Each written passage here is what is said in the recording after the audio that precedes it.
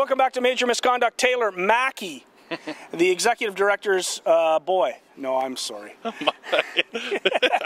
Technical director of Football Manitoba, or boy, John Mackey. We're at Shaw Park on 360Winnipeg.ca. I want to ask you about a couple of other things going on with amateur football in the province. The high schools are getting ready. They're gearing up. I spoke to Jamie Jakovich this week, and he said that he got a pretty good workout his first week of camp. I imagine there's a lot of sore kids in this town. Oh, absolutely. The high schools are ramping up. I hear a lot of the hype from all the coaches. They're getting nervous. It's football season in high school town, and you know what? It's going to be a great football season, especially with what they did with their conferences. You know, splitting some teams are coming up to AAA.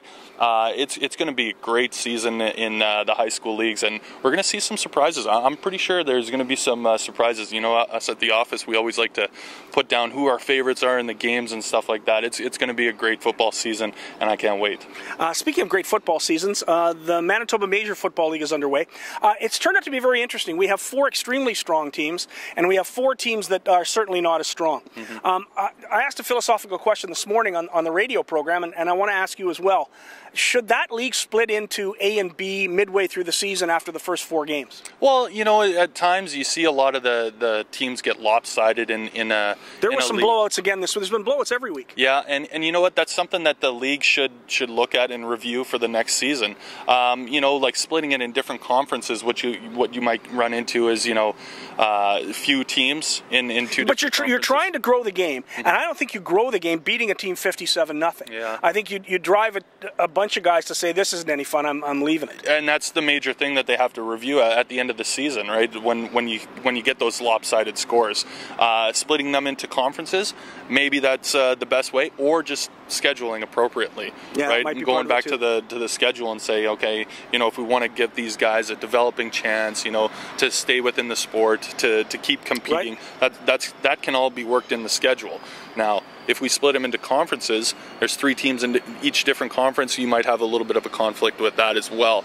But you know what? As long as the teams continue to develop and go through their growing pains and stuff, there's always a chance to develop and actually have a powerhouse team. I had a conversation with Glenn Scrivener, a very brief one at the Hearts of Blue and Gold dinner, and he had concerns about his Winnipeg Rifles as the defensive coordinator.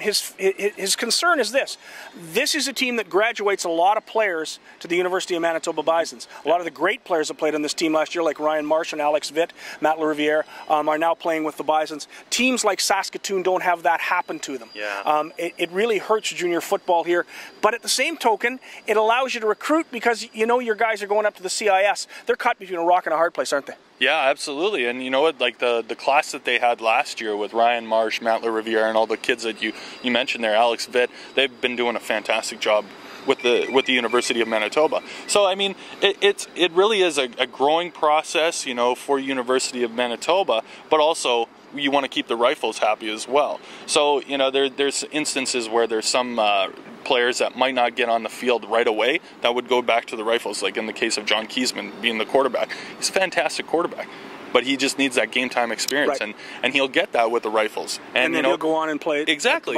So you know, it's the same thing as a growing process for them. They had a fantastic year last year, and look at the group of athletes that they've developed. They've turned out, exactly. Right? Yeah. So, I mean, it's still a great program. It's a working It's a great program, and it's important. And this has been Major Misconduct. I'll let you keep talking all day, but we got to go. I'm Taylor. That's Mackey. This has been the Football Report on Major Misconduct. Join us again next week on 360Winnipeg.ca.